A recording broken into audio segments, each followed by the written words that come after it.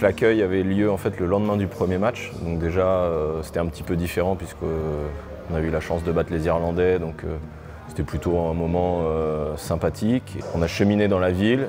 Ça a permis aux joueurs de vivre des bons moments avec certains spectateurs et certains enfants qui étaient sur le bord et de partager. Ça c'est quand même quelque chose qui est important de partager avec le public qui est là et d'avoir un capital sympathie parce qu'on est content d'être en Italie. Comme nous c'est des Latins, donc on essaye de montrer aux joueurs qu'il y a du monde qui est autour de nous et qu'ils ont envie qu'on réussisse. Et puis après, histoire de voir le patrimoine aussi de la ville. Et donc on est rentré dans les arènes. C'était un moment sympathique. Non, faut qu'on fasse une mise en scène du coup.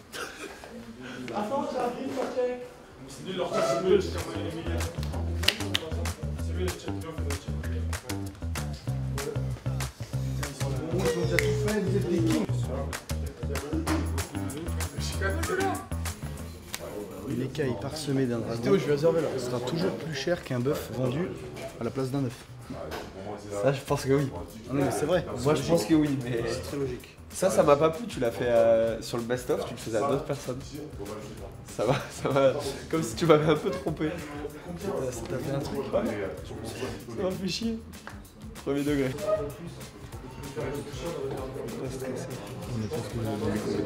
C'est une séance chez le psy. Ah oui, c'est. Donc on peut plus parler un peu. Et biologiste. Il faut savoir que Max et moi, on a une relation un peu profonde. Tu vois. Ouais. On est capable de parler d'autre chose que le rugby. Sans mauvais jeu de mots. Elle est très profonde. Oui, vous en fallait pas non plus. Hein. Non, franchement, c'est deux bons mecs.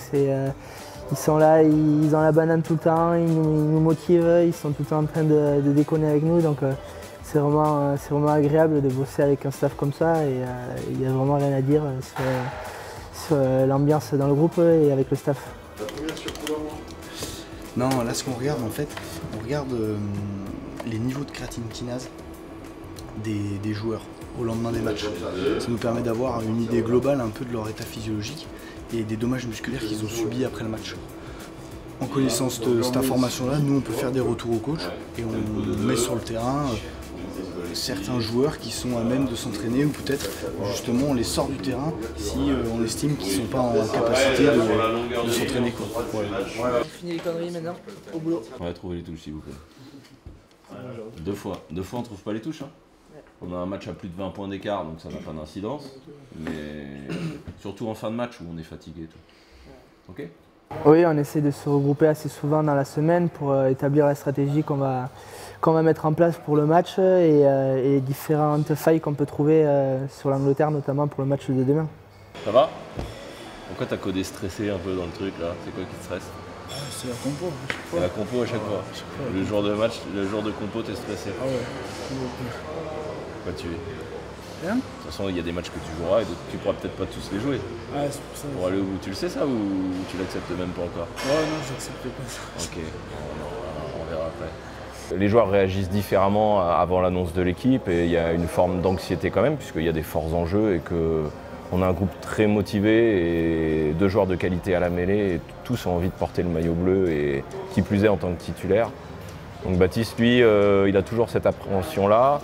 Ils codent en début de journée un petit peu leur stress, leur état de forme grâce à Gaëtan et Bébert. Et donc nous on a des retours, donc on savait qu'il était anxieux, donc c'était histoire aussi un petit peu d'en discuter. Sur les piliers de performance, il y a les aspects on va dire stratégiques, tactiques, techniques, physiques, mais il y a aussi l'aspect mental. L'aspect mental c'est pleinement d'impliquer le joueur dans le projet, qu'il soit acteur et auteur du projet. Et c'est aussi lui apprendre à gérer ses émotions, pour qu'il puisse être activé au maximum pendant le match, mais sans aller au-delà et pouvoir gérer des aspects qui pourraient être l'indiscipline. Voilà, donc il y a un travail encadré par Jean-Marc, le manager, sur la gestion des émotions. Comment est-ce qu'on peut organiser l'équipe pour mieux gérer ces émotions-là, les réguler entre nous et essayer de faire en sorte que ceux qui arrivent à bien gérer ça soient un peu leaders par rapport aux autres et les amènent à bien réguler. Il faut savoir que quand on rencontre les autres nations, la question de la discipline, mais aussi la question de bien gérer son émotion pour faire les bons choix tactiques, elle est très importante. L'équipe, vous la voyez, donc Thomas à gauche, Victor au milieu et Bébel à droite, Samuel et Raphaël, Léo, Théo et Jules, Baptiste, Mathéo à l'ouverture aux ailes, Louis et Gatien. Non, la passerelle, je pense qu'elle est plutôt facile, surtout qu'on a des coachs qui discutent avec nous, on discute entre nous. Donc la passerelle de titulaire à remplaçant, elle est plutôt facile à gérer. Et on est tout le temps concernés en fait, dans le projet, que ce soit les titulaires ou les remplaçants. Donc c'est plutôt assez simple.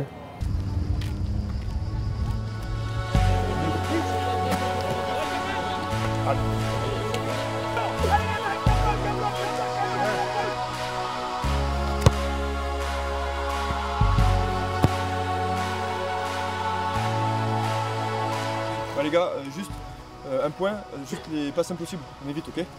C'est bien dans le jeu, ok, on essaie de jouer tout ça. Si on n'est pas sûr de faire la passe, on garde. Ok les gars? Allez, propre. Allez sur les racks. Pas de requin. 1, 2, 3, Mathéo. Bon match, Mathéo.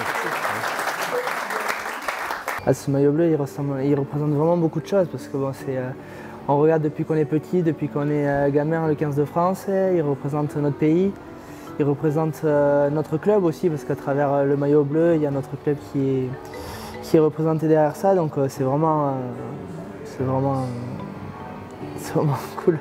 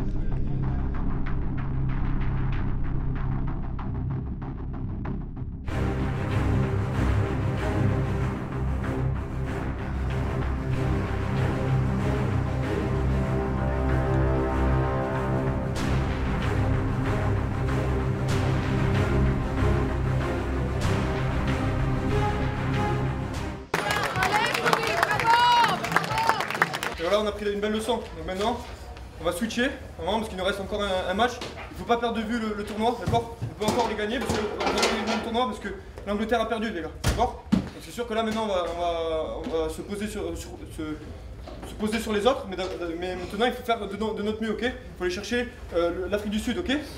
Donc pour ça, on switch, on récup, et après, on se remet au boulot direct, ok? 1, 2, 3 ouais.